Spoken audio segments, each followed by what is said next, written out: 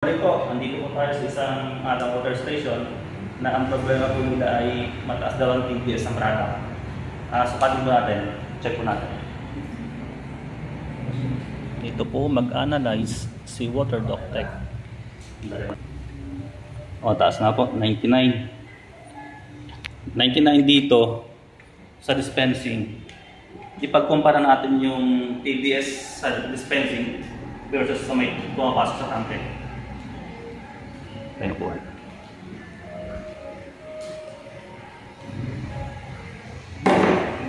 Ipagulong ka pa rin. Okay.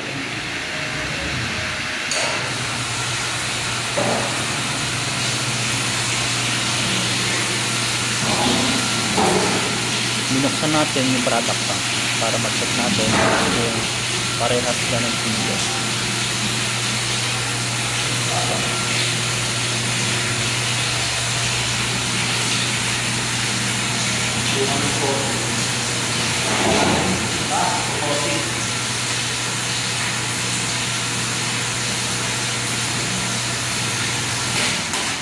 So hindi nagtugma yung TDS dito sa paglabas sa gripo.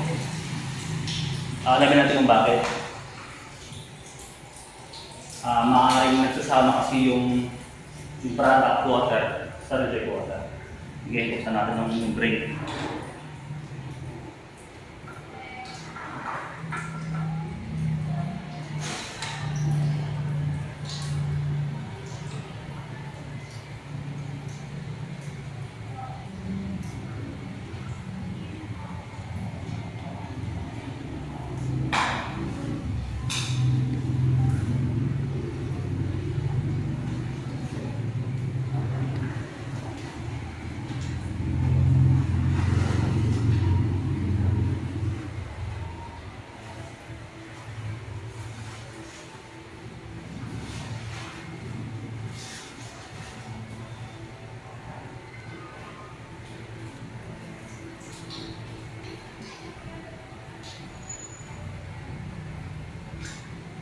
Dito.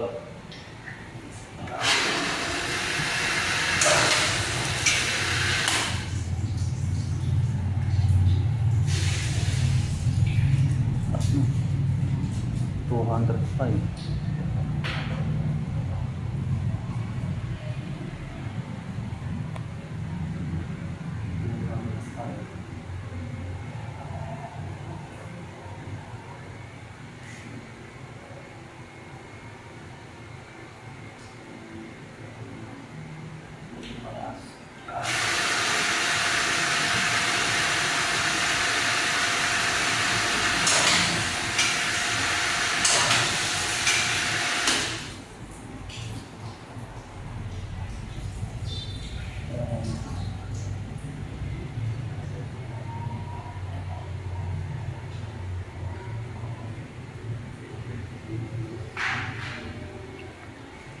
Versus natin sa raw water. Dito naman, ikumpara natin sa raw water na pumapasok sa tank.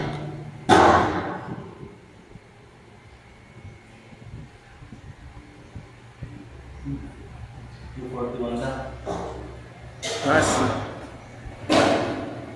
ibig sabihin, naghahalo na nga pumapasok sa product water yung raw water. Dito pa natin. At yun, nakita ko na yung problema. Nag-decide na ako na buksan natin yung membrane. Check natin yung loob ng membrane at yung mga takip niya.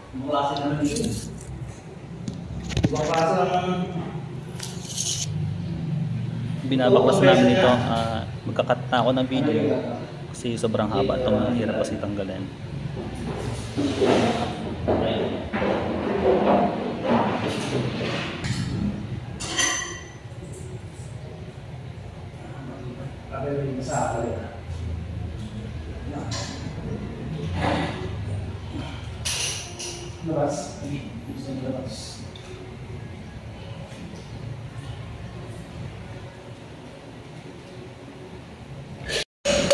At ito, binabaklas na namin. Ang membrane vessel niya ay napaka-original. Sinaunang membrane vessel ito. Made in USA. Napakabigat. Tsaka ibang klase pa yung takip niya nito. Napakakapal. Sobrang hirap taklasin. Kailangan pukpukin. Hindi tulad ng Ito yung salarin, no? bago naglabasan ngayon na napakadaling Yung tanggalin. o-ring nitong Ayan siya. Ayan. takip o head Kailangan mo siyang pukpukin. ng membrane. Tsaka ito pinapakita ko na nga dito. Flat na flat Napakita ko na. na dyan yung o-ring. Sara yung o-ring niya. So Pit-pit yung na. raw water, Kaya pumapasok dun yan na sa, pumapasok na dito sa yung raw product water, line. sumasama na sa product water. Sobrang nipis na nung o-ring niya.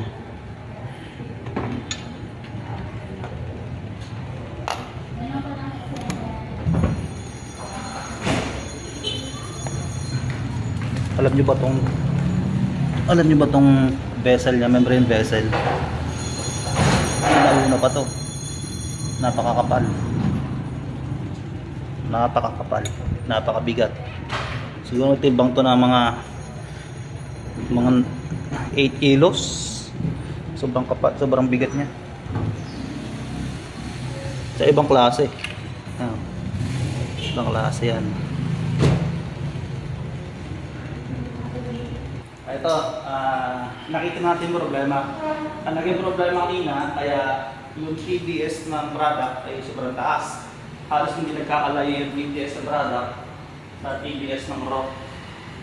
Kasi, ang naging rin ay yung o-ring ng ating membrane.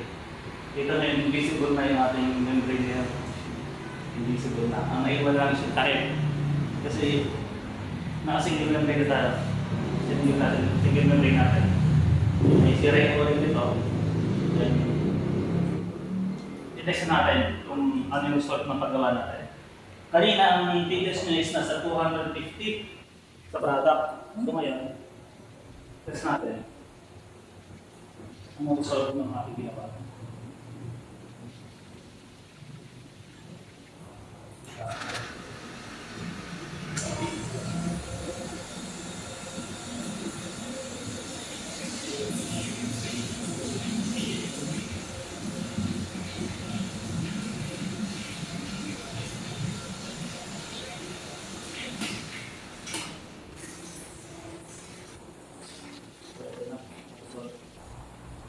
Mataas na yung kasi bagong bukas, pero pandarin mo na natin kasi tayo na single na lang eh. Sa unto bukas at sa Ano? Ang galing. Ano yan? 5 po. Sa unto bukas kasi malakas yung pressure, mataas. Pero mga yung siguro dumi ko, mga bala. Yung stock ko kasi yung dumi, yung pupunak na niya.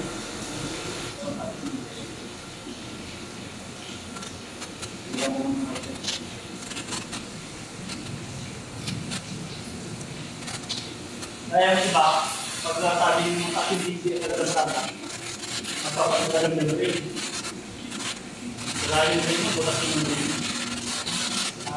Ito muna, pagkumpara muna yung figures mo sa lalabak, pag-usay ng area, ay bawat masok ng product ka, pagkumpara. Kung sobrang taas talaga, ito mo kayo mga oras. Saka yung din yan. Kasama na yung water at water. Ayun. 5 na lang ang product mo. 5 na lang TDS. Diba? 5 na lang. So ang ating solusyon, hindi pagpapalit ng membrane. Kundi yung o-ring lang ang nagiging direction.